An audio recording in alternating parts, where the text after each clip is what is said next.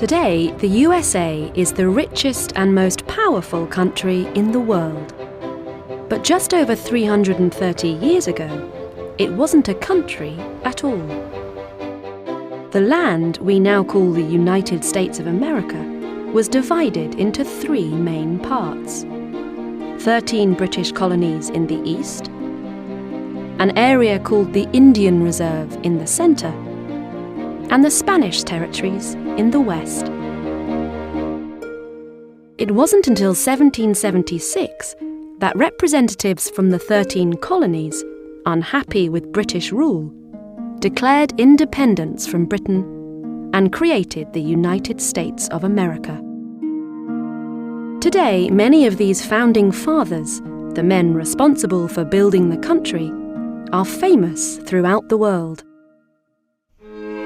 In every school in the USA, students learn about the lives of men like Benjamin Franklin, Thomas Jefferson, and George Washington, and are made aware of what they did to build the USA. George Washington was the commander of the American Army during the War of Independence and became the country's first president. At the time, the country didn't have a permanent capital, and the United States government could have chosen one of a few existing cities, such as Philadelphia, Princeton, or New York. But this new country wanted a new capital, so in 1791, work began on a brand new city, Washington, D.C. This area must have looked very different at the time. There were no major settlements here and few farms. But it quickly grew to become the home of American politics. One of the first buildings here was the President's House. The second President of the United States, John Adams, first lived here in 1800, but it was a very different building then.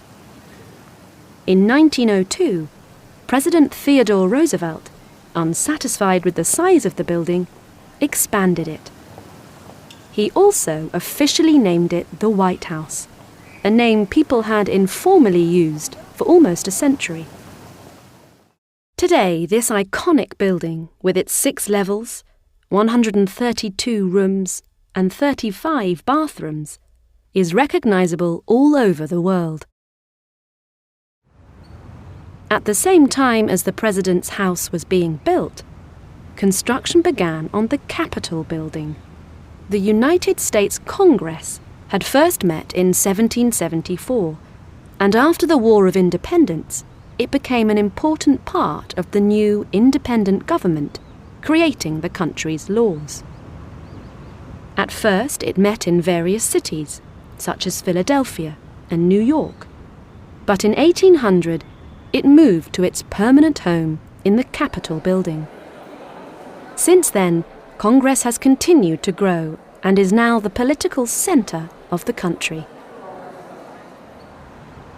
In 1860, Washington, D.C. welcomed its 16th president, Abraham Lincoln.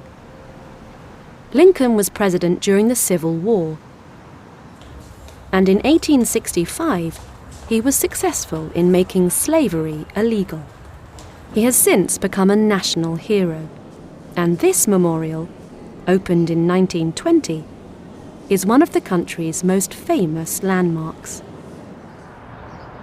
Lots of people still come here today, and it is a popular location for political speeches and peaceful protests.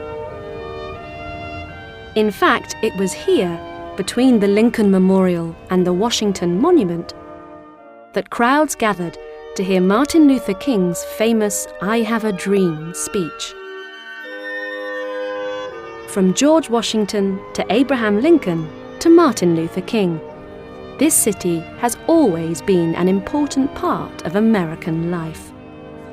Today, a trip here is a must for anyone curious about the story of the USA. After all, a walk around Washington, D.C. is a journey through American history itself.